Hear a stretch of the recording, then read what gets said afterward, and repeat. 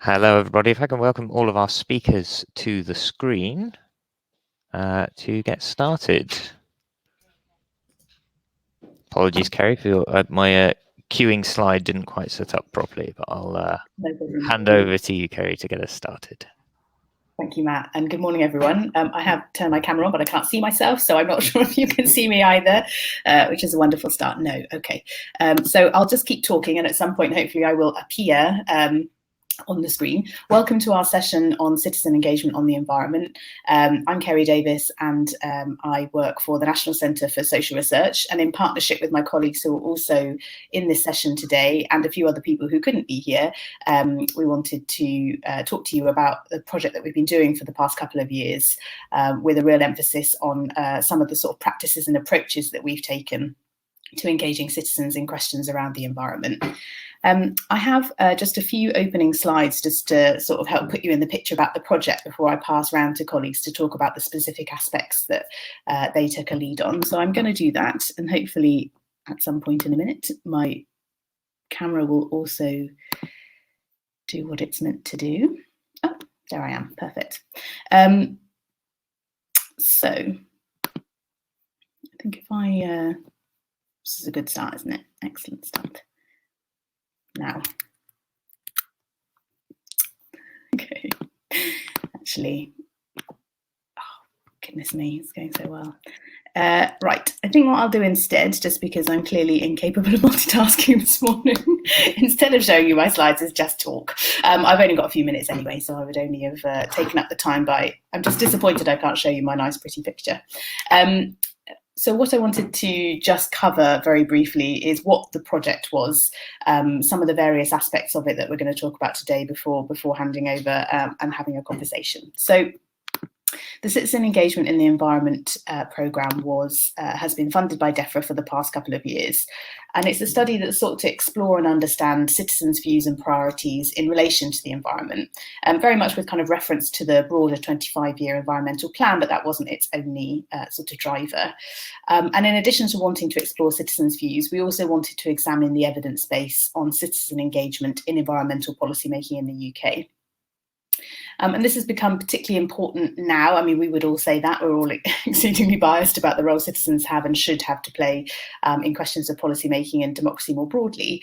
But certainly for the government, through the 25-year environmental plan, they committed themselves to an ambitious environmental agenda. And in doing so, developing environmental policy in this context is obviously a highly complicated task. So this project sits at the intersection of realising that there was an opportunity that this type of complex policymaking would benefit from direct engagement with a range of stakeholders, which include citizens, to navigate some of the questions and challenges trying to realise the 25-year environmental plan might raise.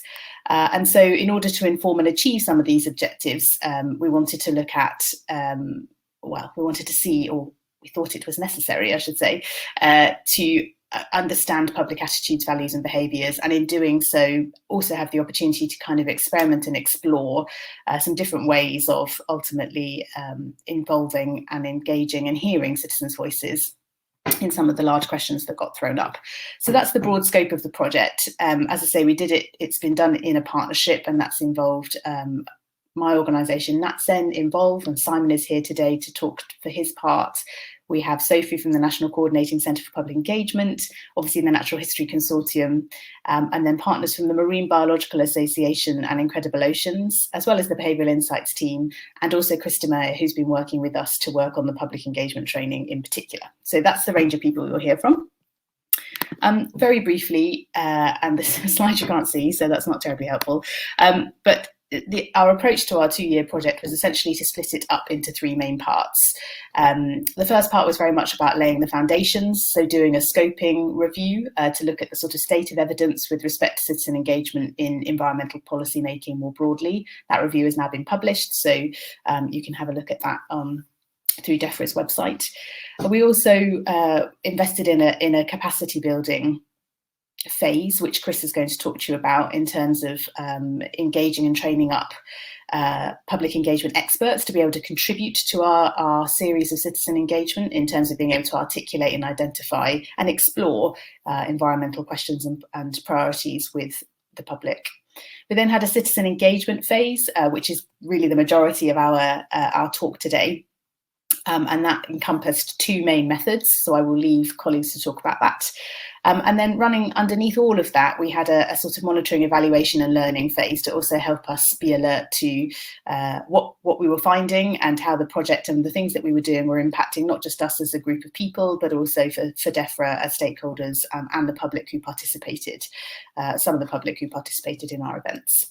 And then obviously we consolidated that all together in a lovely reporting phase and came up with a series of outputs which are gradually being published. So I mentioned the scoping report. So far, our final fieldwork report is on the brink of publication, as is our evaluation report. And we've also produced a best practice guide about involving citizens in policymaking, led by colleagues at Involve. So there's a plethora of stuff in there. It's a large, complex project, as I say, that's gone on for a number of years. And our focus today is very much about describing the public engagement training and citizen engagement phases, and to reflect together and hopefully get some questions from you to see if we can come to some conclusions or think about some possibilities for ultimately the ways in which publics get involved in environmental policy making going forward. So I'm going to pause there and I'm going to hand to Simon on my list first to talk about the public dialogues. Over to you, Simon. Thanks, Kira. I would just like to say I don't normally coordinate my coffee mug with my shirt. It's an accident, just in case you were wondering for talks. So I'm not going to try any slides, and I'm delighted, having seen the problems that Kerry had, that I'm not going to do that. I decided not to do that. So I'm going to talk about the public engagement that happened in the middle portion of the process of the project. So you'll be hearing, I think, from either Chris or Matt about what we're calling distributed dialogues, and there were a series of distributed dialogues first. Then we did some public dialogues, and then we did some more distributed dialogues, and these were intended to kind of draw in different types of public perspectives and opinions and views on the environment, the 25-year environment plan. And I'm going to talk about that public dialogue phase in the middle. What I'm going to do is focus on process rather than on findings, because I've got 5 minutes and I've probably already used about 3 in getting to this point. And it's important to say also that we started the public dialogue phase in about February 2020, and that date will ring some bells with you. And we lost one of the public dialogues to coronavirus completely and had to completely rejig part of the project as a result. We weren't able to do as much as we wanted. But essentially what we ran were 3 in-person public dialogues with 86 members of the public. So that's roughly 25, 30 in each of those locations in London, Hull and Chesterfield. And then we followed that up with a virtual workshop with a sample of some of those members of the public and some policymakers. And I'm going to talk you through kind of what we did, why we did it, and then some brief learnings.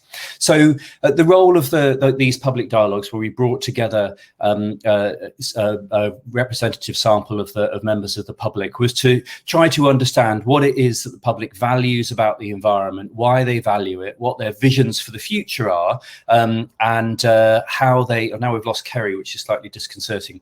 And what sorts of policy options they think that DEFRA and wider government should be pursuing to reach those visions for the future.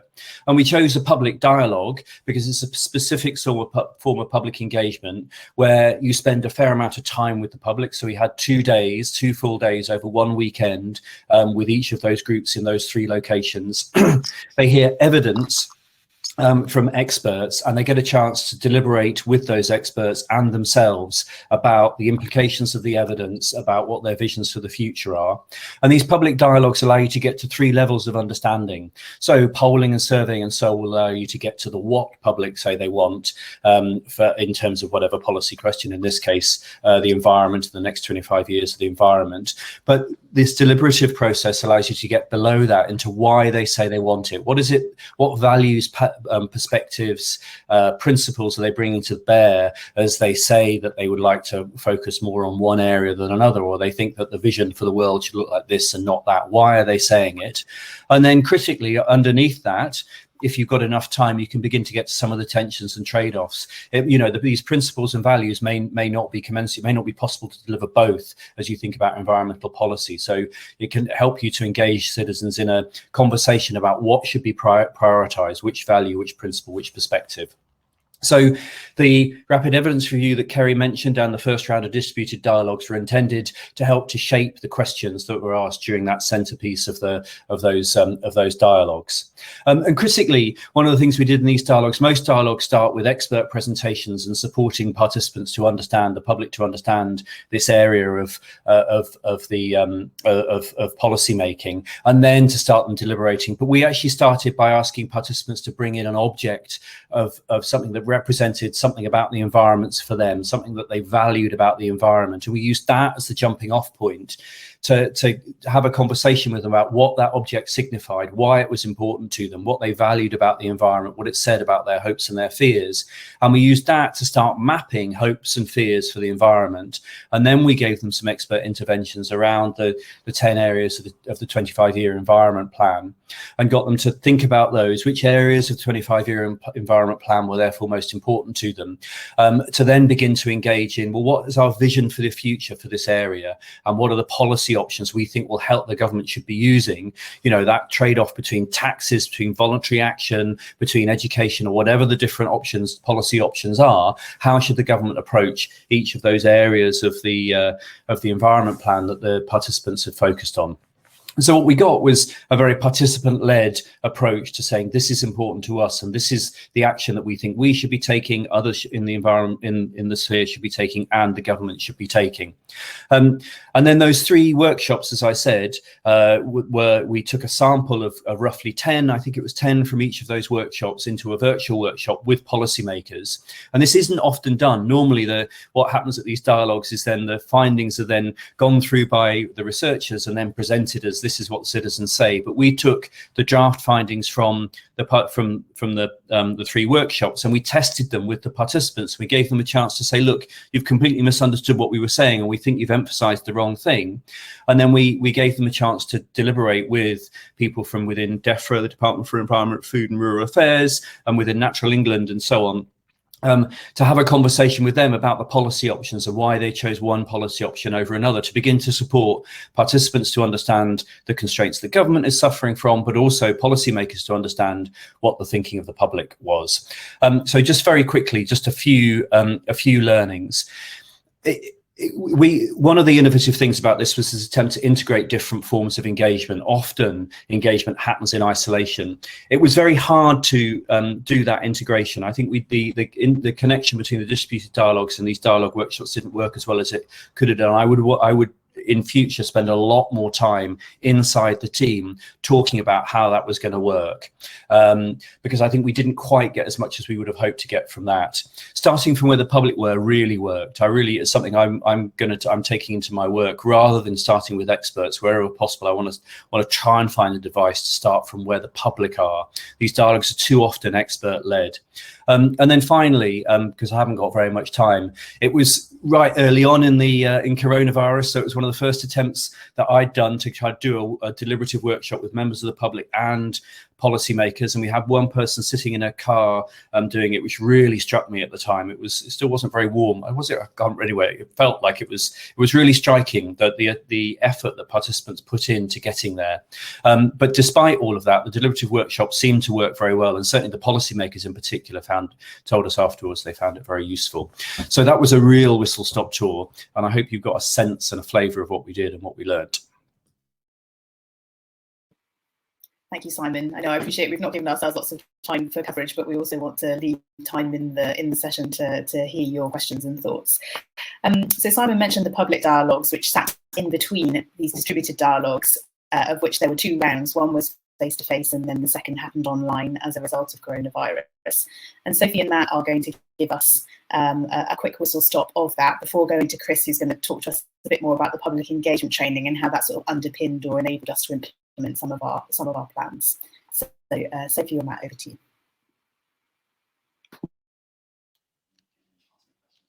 Fab. Thank you very much, Kerry. And Sophie, shall I jump in first on face-to-face? So we, as Simon mentioned, we put together a plan that was very much developed pre coronavirus, when, you know, back when times were normal, and we wanted to aim with these distributed dialogues to really look at a new format of exploring how we could open up some of the questions that were being explored in the public dialogues, and to take them to a more mass audience, and to explore how we could deliver that through gatherings that were already happening. And so we worked with some of the researchers who were being trained through Chris's area of the program to develop some activities that would then be used to gather insights from the participants at a variety of large-scale community events. So we went out to a series of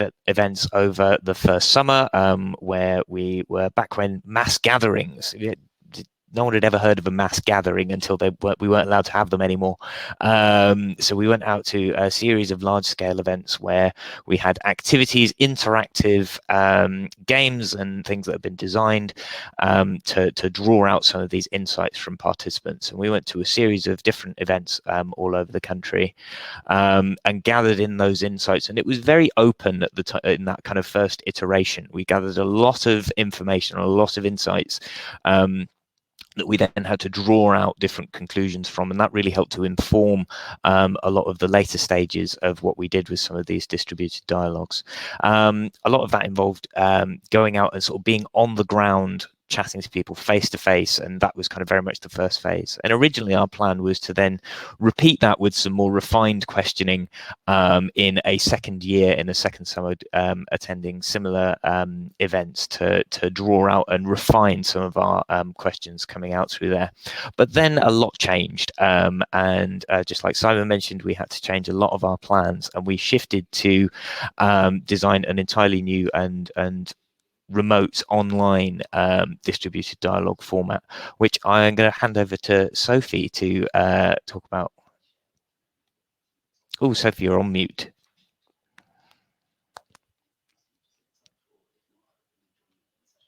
The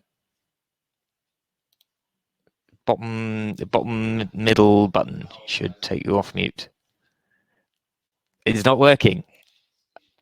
Okay, Sophie, if you want to keep if you want to keep trying on that button for coming in, it might be something to do with the microphone. It may be your headset. Okay. No, okay. No, Sophie, I can see you. I can try and look for you today. Sophie. Well, I wonder if it's... Shall I have a? I'll sort of cover on some of the. Yeah, well, Sophie just refreshes, which usually fixes everything. So I will cover a bit on the digital distributed dialogues that we put together. So what we did was we developed a format where we invited a group of people to join us via going through some of the events that we'd worked with already. We invited a cohort of people to join us in a series of Zoom calls, Zoom workshops, where we we're dropping like flies. We designed a workshop around the idea of different scenarios that we could give to people in terms of policy decision making. And so we went through a series of icebreaker activities that used an online platform called Padlet, which is a bit like a kind of exploratory map. We created a virtual world in which people were given different policy scenarios. So we had one, for example, that was where the scenario was that you had funding as the local governing body to put in a new cycle path as an intervention, and you were given lots of different parts of that scenario and the policy constraints around that, and then the group were left open to discuss their different policy approaches, what they would like to explore, what they would like to do. And it was really interesting to observe those interactions between people, how they made those decisions, how they drew on the different parts of those policy parameters. And it was quite unexpected, actually, some of the areas that they focused on in terms of what were them what were kind of key areas for them to explore. And so an awful lot of what we drew out of those kind of digital distributed dialogues was around the way that the conversations unfolded, and that was really one of our kind of key areas of focus. Sophie, you're back with us. I don't suppose, shall I carry on if you're if you haven't heard half of what I've said? Oh, we have got your you carry on. I had to come out and come in again, so despite the fact of meant to be experts on online engagement, I suggest you carry on your description.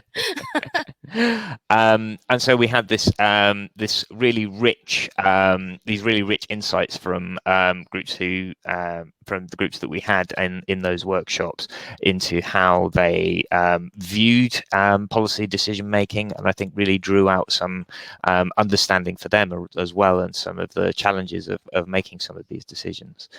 In terms of learning from that, what we really found that was we came across or we put together a really interesting format that actually, if you replayed that scenario with lots of different groups, I think it would be really interesting to see how different groups in different iterations, given the same scenario, might come to very different conclusions, and how that discussion would play out. And we actually discussed whether, obviously, one of the challenges that we had moving online and not being kind of in situ, grabbing passing footfall, as it were, is that really limited how kind of self-selected our audience were. And so we did get the kind of group that you would expect of people who are already interested in environmental issues for those activities, but we thought there would be a really interesting kind of next step to see if we can take this kind of format and invite lots of different groups that came together. And one of the really interesting insights that came out of the feedback from one of those sessions was that it was really interesting that having a cohort of peers in that group and of people who you felt like you could have an same level discussion with, and of a similar mindset, allowed the conversation to flow and for those discussions to happen more naturally, rather than perhaps people who may come to that conversation feeling a power imbalance. So maybe some people who know a lot about the subject may end up talking a lot more, and those who feel like they are maybe one step removed from the subject might feel like they have to defer to others in the group. So having kind of people who are coming from the same kind of perspective really helped us to gain more insight from those discussions. So apologies for the for sort of jump in and filling in for Sophie on that one, but I think that hopefully gives a good flavour of what we did with the distributed dialogues. Definitely, thank you, Matt.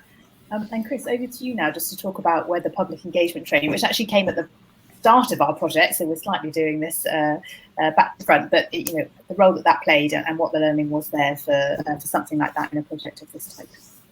Yeah, thank you. So indeed, this the trainings came all the way at the start of the program, fell completely into the non-COVID period. So it feels like a lifetime ago that we were meeting for residential trainings and then doing face-to-face engagement practice at the end of it.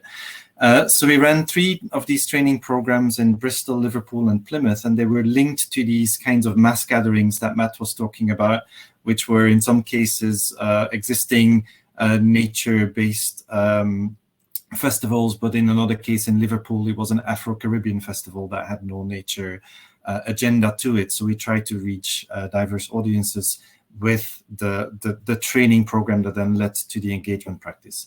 As I mentioned, it was a residential training, 3 days, where then we introduced people to certain issues that have to do with how or why environmental issues can become really complex or difficult to talk about or to engage people with. How do you engage them with things that they may not be interested in or that they may feel very different about?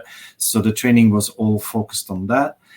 We then supported their activity development, and then they were given the opportunity to practice that citizen engagement in these mass gatherings.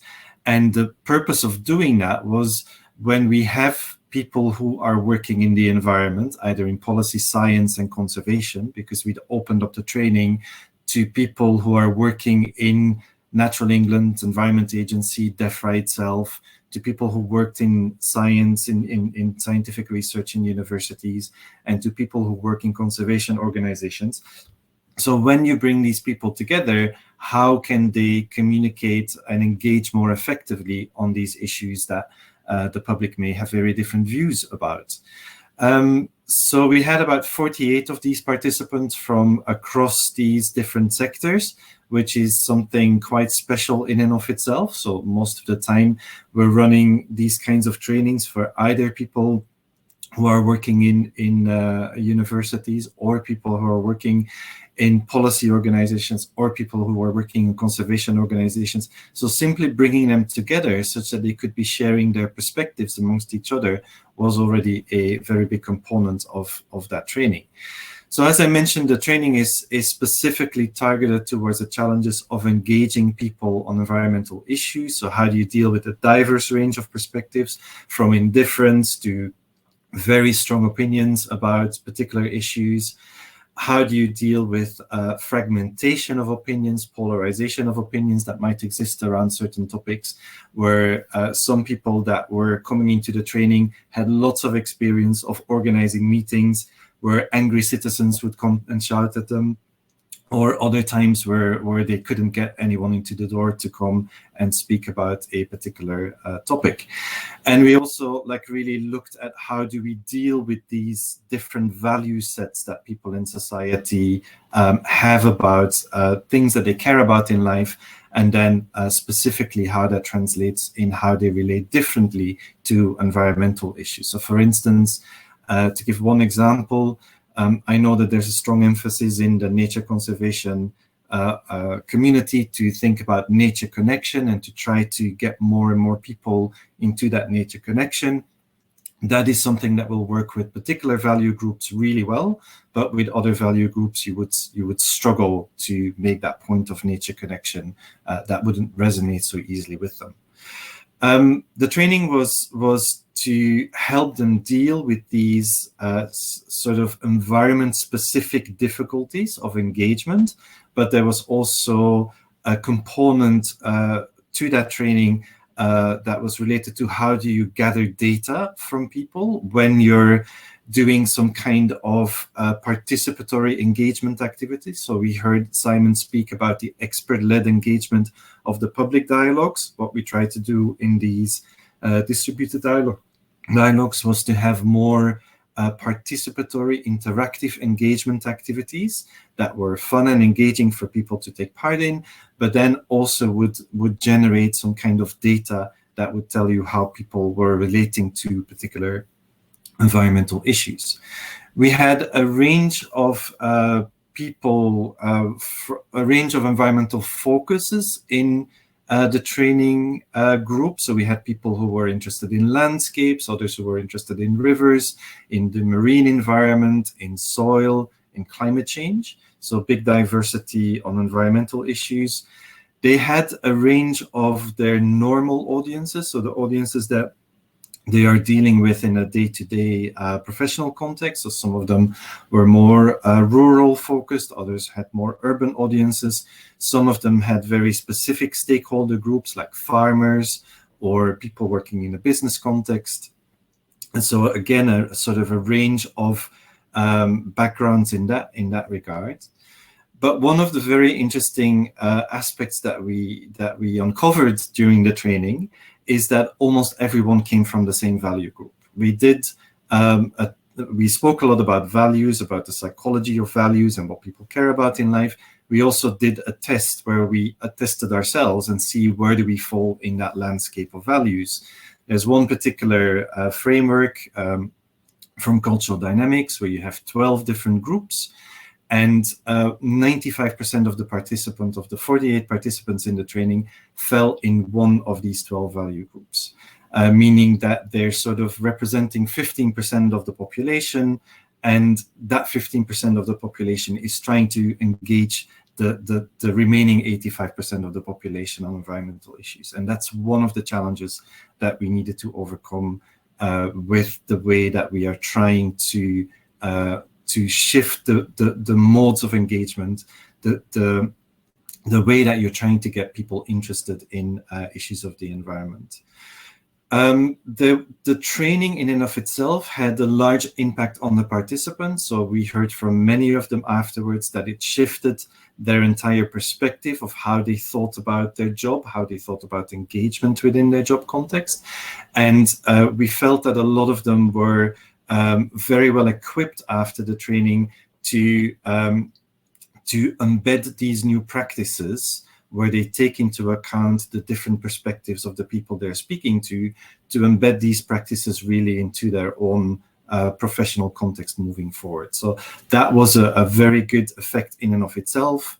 And it also led to them being able to run these distributed dialogues that then fed into the data gathering of the project itself. Of course, we're now 2 years later, and a lot of our understanding of environmental issues, or a lot of attention in society to environmental issues, has shifted a lot. A lot of our understanding of how to do engagement has shifted a lot.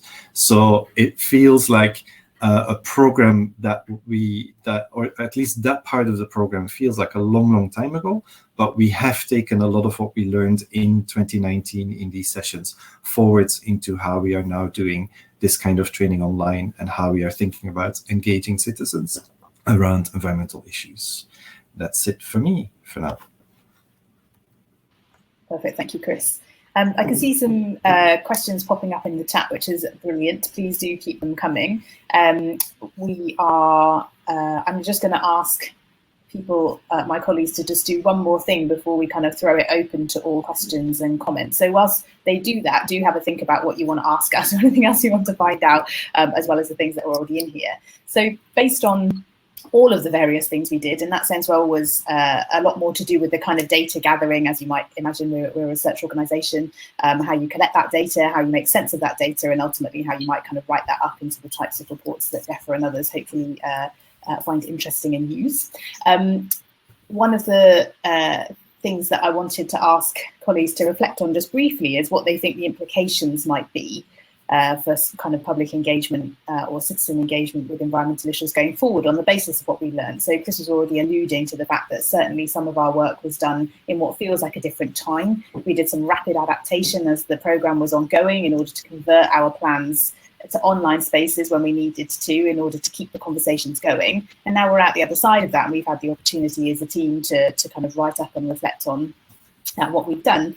I just wanted to do a quick roundup to ask everyone to give a one reflection on what you think the implication or the message or the kind of key learning might be for ongoing engagement.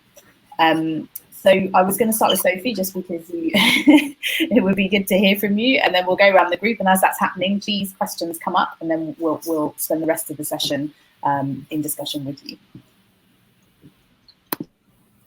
Can you hear me now?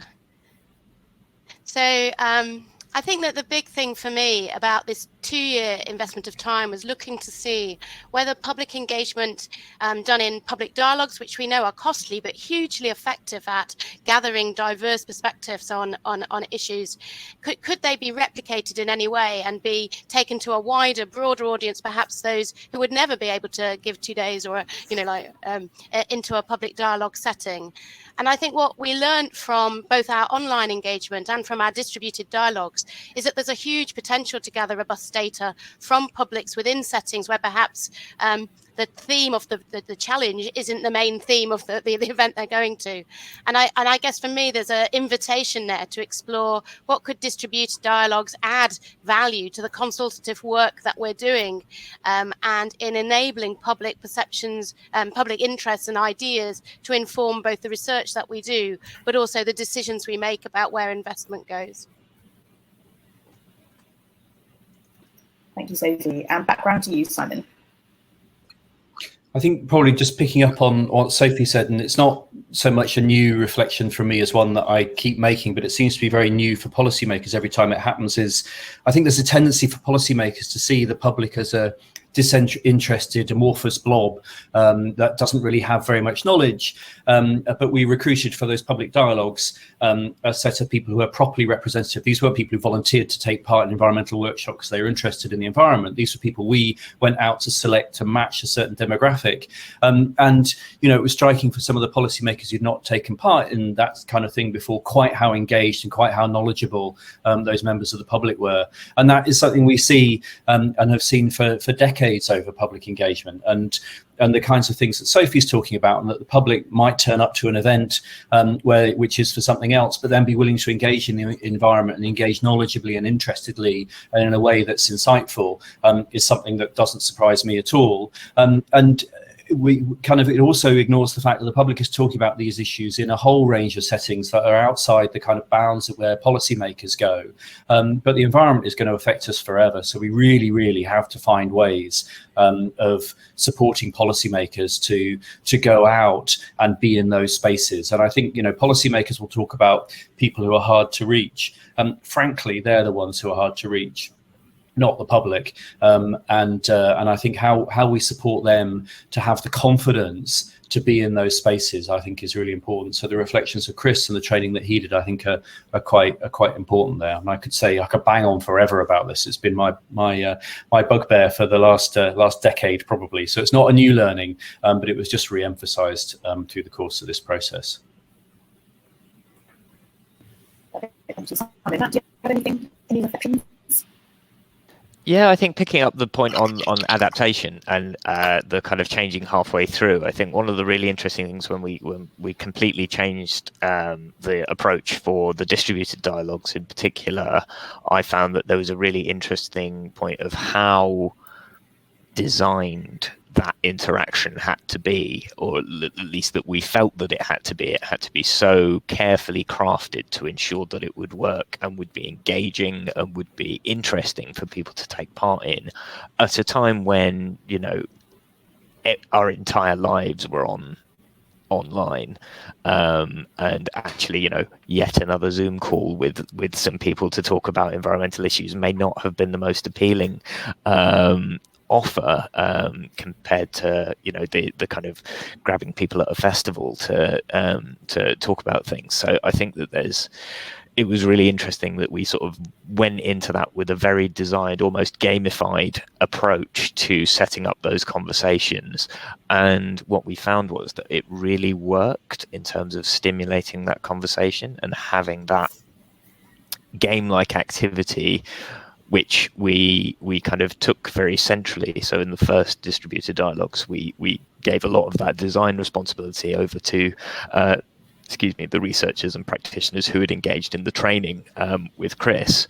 And on that second round, we kind of took that internally a little bit more to be able to do that internal design using the insights that we'd gathered from that first round of distributed dialogues. And just on that kind of format development, I think has really helped. And actually, when we've then gone on as the Natural History Consortium to be designing online interactive activities as part of our public-facing engagement programs, we've been able to draw on and use some of that learning from developing those formats for that distributed dialogues consultation as well. So I think there was a lot learned in the format development, and we were pushed into a lot of innovation as the world has been.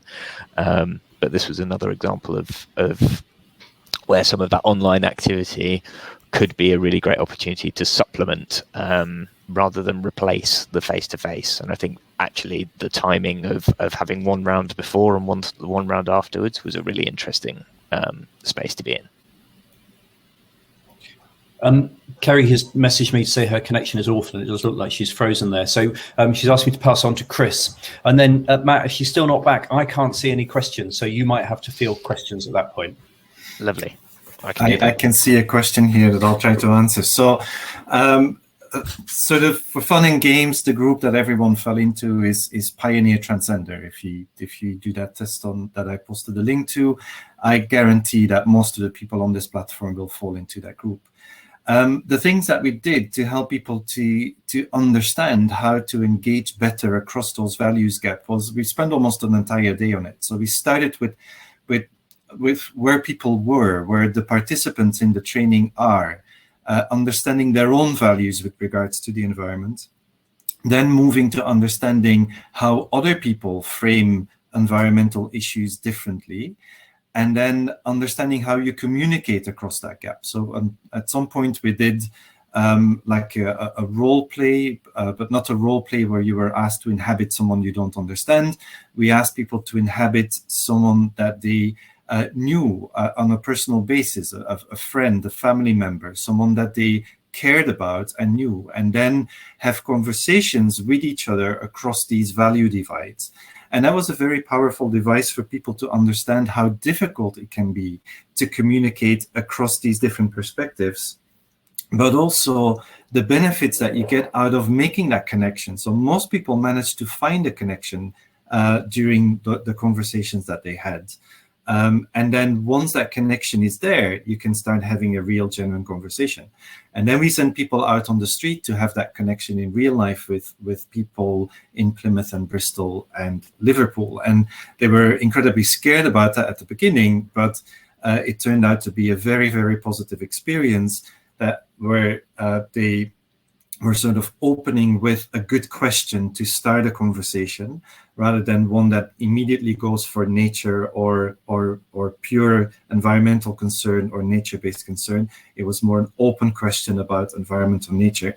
And then people were drawn into a conversation, and very quickly you have a normal human bond that emerges, and you have a normal conversation with other people. So it's certainly not impossible. It just needs a little bit of attention to understanding your own value framing, and then to understanding that if people aren't responding to your exhortation of, for instance, we have to change our behavior to save the planet, if that doesn't work, it's not because people don't care about the environment, it's because you're coming with the wrong framing of your concern to them. And they may have a very different way into a same concern about the environment as you may have.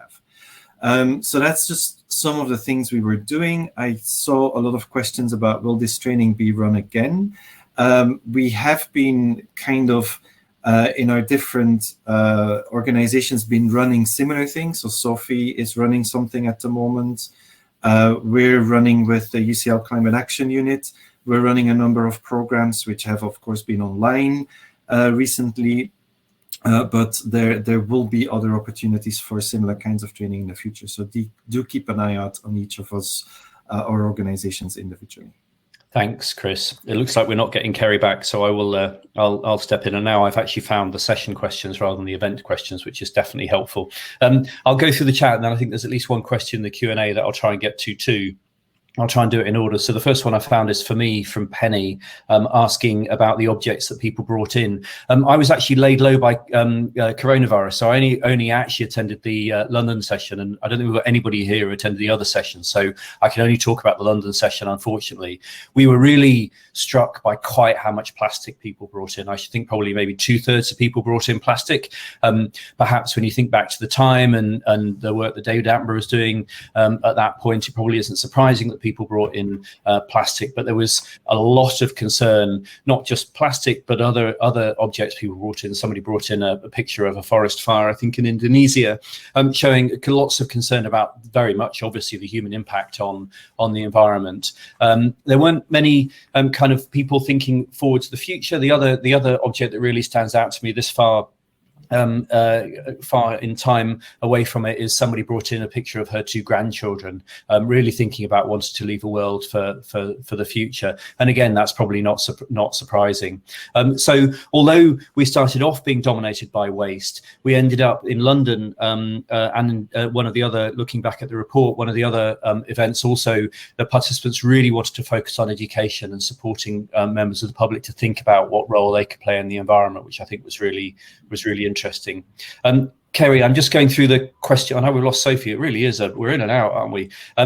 So I'm just going through the questions in the chat. I've answered one, and Chris has answered another. Do you want to take over? Oh, now she's muted. No, I'll take over. Looks like she can't unmute now. Okay. So Sophie, thanks. Sophie Lagan, I can see. Thanks for your comment about enjoying the training. It was very interesting. Question for Chris. You've already answered the value group from Charlie Porter. Will the training be run again? You've also asked. So Vicky is asking what one piece of practical advice we would have when engaging with any group. What would our top tip be? Chris, do you want to start off, and then I'll go to Matt, and then I'll answer it. Maybe Sophie can come in. Kerry can come in at that point if she's able to unmute. Chris. I would like to give 2 top tips. The first one is that when it comes to value-driven issues, people sometimes do the same behavior for different reasons. So don't assume because someone's going out into nature that it's because they are seeking a nature connection. Some people might be there for exercise, some people might be there for walking their dogs. That's just one example. It applies to anything that we can think about, environmental issue. People do the same behavior for different reasons, as well as things resonating differently with them because of value reasons. Another big takeaway is that we spoke about last year at Communicate. For those of you who remember that session, there is a very big emphasis on building awareness and concern about environmental issues in order to get people to support action or policy. Try to turn that around. Try to lead with action. Try to create opportunities for people to act, and then their awareness and concern will build as a result of that. We ran a whole session on that last year. You can find the recording of that online as well. Those are my 2 top tips. Thanks, Chris. Matt? I think following on from that as well, it is important to be thinking about who your audience are and the context that they are operating within. And I think that there's always a risk of sort of you start with your idea of, oh, this would be a great thing to be able to do and deliver. But that is often sort of starting at that point is you end up kind of delivering perhaps a beautiful and elegant solution to a problem that either doesn't exist or isn't the main problem. So taking a step back and really looking at exploring the issue that you are approaching. The example that I often give was from a lecture that I did with some conservation students talking about engaging people with conservation issues.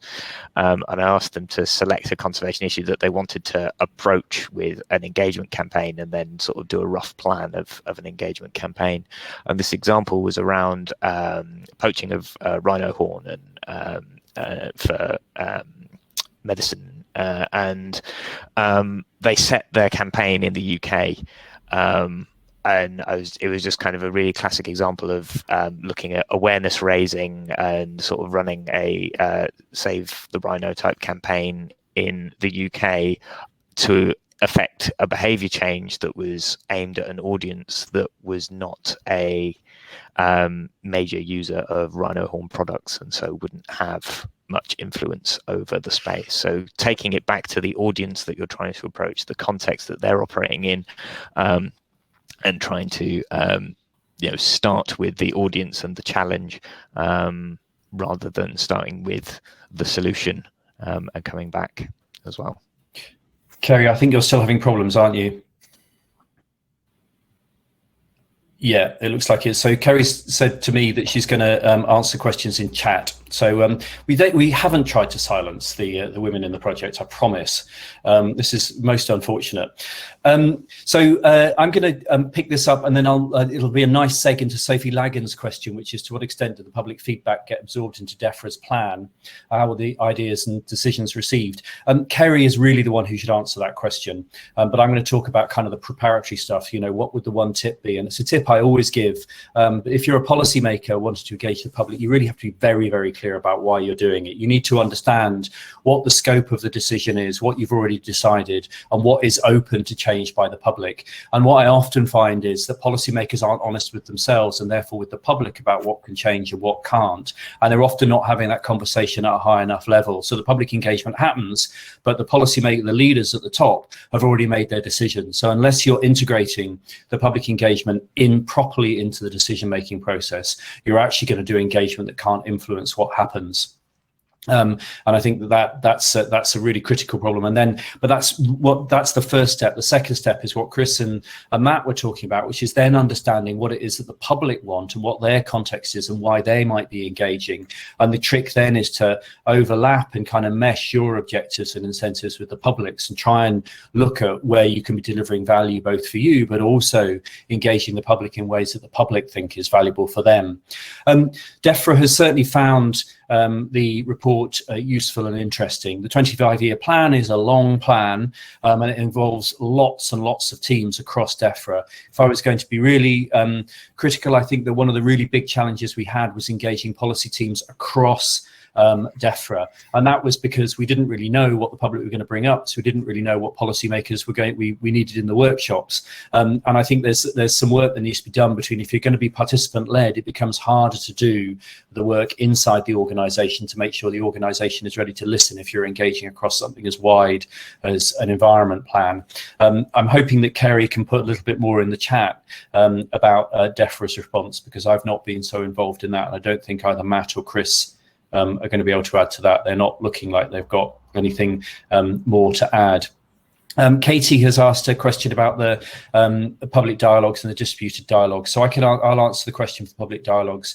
In common with all public dialogues, we did pay people for their time there. I think it was £750 a day, which that would be a lot of money. £75 a day for the dialogues.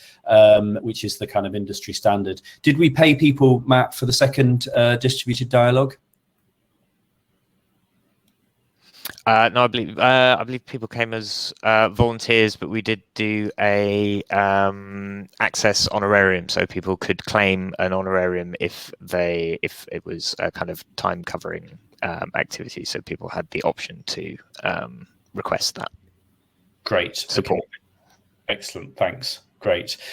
So Jonathan Biggs asks, how do we recommend building on the work that we've done so far to engage the public on the 25-year environment plan and its development? Chris or Matt, does one of you want to respond to that? Unfortunately, I don't know much about that, so yeah, wouldn't be able to answer that. Sorry. Very sorry, Simon, I missed the question. So how would we recommend building on the work we've done so far to engage the public in the plan and its development? I think that it's there's a lot that we've learned through the formats that we can develop to build things in. Again, in the kind of specifics of how to directly attach it to the work that's going on within DEFRA, I would probably have said that Kerry would be best placed to answer that. So maybe she can put something in the chat. But in terms of ongoing engagement and activity, I think it will be really interesting at seeing what happens in the rest of the conference as well, and lots of the formats and activities that are being talked about, because we are in a completely new social context from where we were at the beginning of this project in 2019. It's a new social context, it's a new communications context where the dynamic of how different activities can happen, how different social cues are being put out, and the level of priority of environmental issues alongside other global issues has also shifted. So there's a lot of unknowns going into the kind of communications and engagement space, and I think that will be a lot of really interesting discussion that happens throughout the rest of the conference as well. I guess my response to the question would be, what was striking was that DEFRA commissioned a piece of work that was going to be reporting in kind of 18 months time, and that isn't normally the way these things are done. You know, my organisation involved is often approached and said, we'd like to do some work in about 3 weeks time, or 3 months if you're lucky, and we need the report within 4. And so, you know, the environment isn't going away. It's going to be with us forever. That's a really trite thing to say, but that isn't kind of how policymakers think about the public. So I think trying to support government to be thinking much longer term and to be planning kind of this ongoing sustained engagement that is looking to what the policy is going to be in 2 or 3 years time before policymakers have really made up their own decisions, so that the public voice can properly be heard, I think is the thing that we really need to do. We know, you know, we've got lots of tools to engage the public, and the challenge is supporting government to get itself in a position where it can really listen. And to do that, it needs to really understand what it can and can't do and what questions it needs to engage the public in, so that it can make effective public. So I think the work is all internal to government. It's got nothing to do with the public at all. Perversely, it obviously has everything to do with the public, but making it right and supporting government to listen has everything to do with the government and nothing to do with the public, I think. There's one question I saw in the Q&A. Do we have any plans to feedback follow up with the public participants and those that undertook the training to see the impact on their work? I'll hand the second part of that question over to Chris in terms of, are we going to follow up the training with people, or did you already answer that question?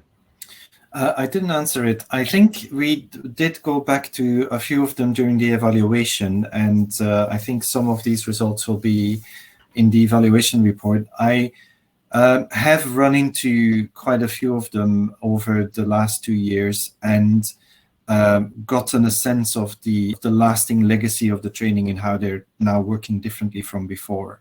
And it is what Simon was saying, it's like on the capacity to listen and to let public perception shape how policy gets formed. That is currently not how the policy world works. What the training did was equip people to do that better. And so for those people that we have met again, we get a sense that that is one of the pieces of legacy that has happened to them. Thanks. Matt, anything you want in terms of following up with participants? So I think that there's those participants, many of them have signed up onto mailing lists for further activities and for getting involved in other activities. Many of them have also already taken part in things that we've done as part of the Festival of Nature, which is our kind of big public-facing program. And so there's been a lot of kind of follow-up with them in terms of opportunities to volunteer and to take part in other activities as well. But I think Chris has the more coherent answer on what follow-up can happen as part of this project. I should have said this question was from Abby Gardner, by the way. So, I mean, I think this is one of the big gaps in public engagement. It speaks again to those questions about listening and what top tips we'd have, which is, you know, there's money for doing the engagement and then that's it.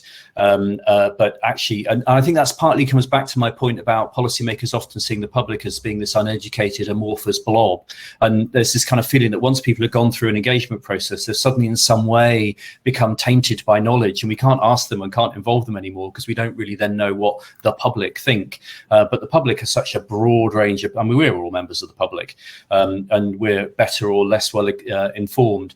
And so I think this is one of those areas where when we're thinking about sustained engagement, why would we waste that resource? Those are people who, you know, even if a quarter of them or a smaller percentage become ambassadors, start engaging with the community, what a resource. And we really should be funding on that. My organization is certainly beginning to explore what it might look like to set up an alumni network for participants of processes, not just on the environment, but others too, particularly by Climate Assembly.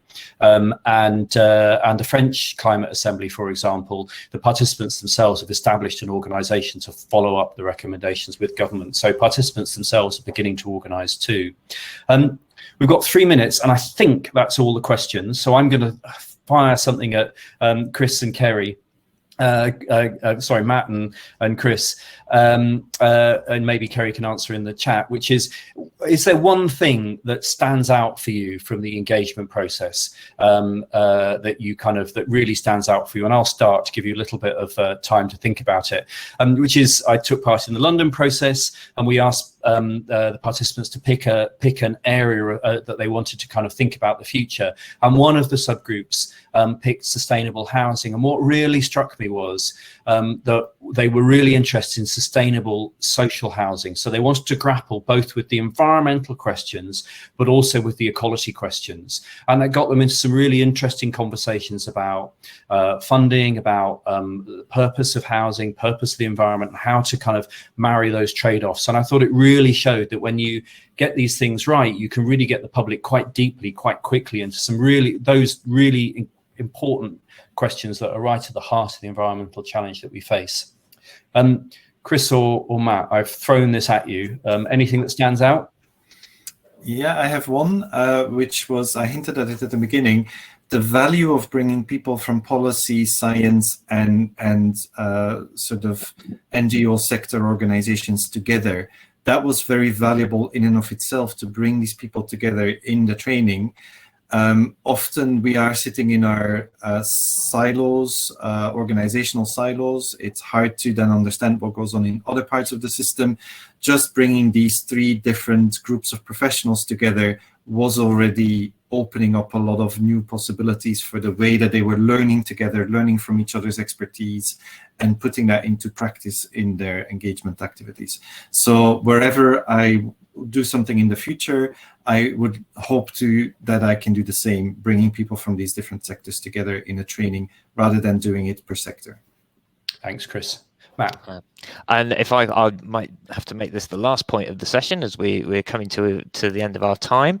But yeah, I think one of my big takeaways was really thinking that actually it was really interesting from the funders' point of view, from DEFRA and from the approach of the project, that actually we're equally interested in the process as much as the evidence and the data that came out of the end. And I think that was a really refreshing and useful piece of the puzzle that then actually really helped us to design some really interesting new ways of working as well. And I think that came across then in the feedback from participants as well. Great. Well, thank you very much. What a session. People dipping in and out, but I think we kind of managed it. Hi, Kerry. Glad you still managed to stay with us. So thank you all very much, and I think we'll finish there. Thank you. And speakers, I'll just play our outro video, and everyone, you are all welcome to pop over to the stage where Savita will be bringing a little bit more information in through our commentary box. But if everyone can thank our speakers, including Sophie as well, who we lost partway through, and apologies for the technological challenges there. Always the first session of the day. And we'll see you in the rest of the conference. Thanks very much.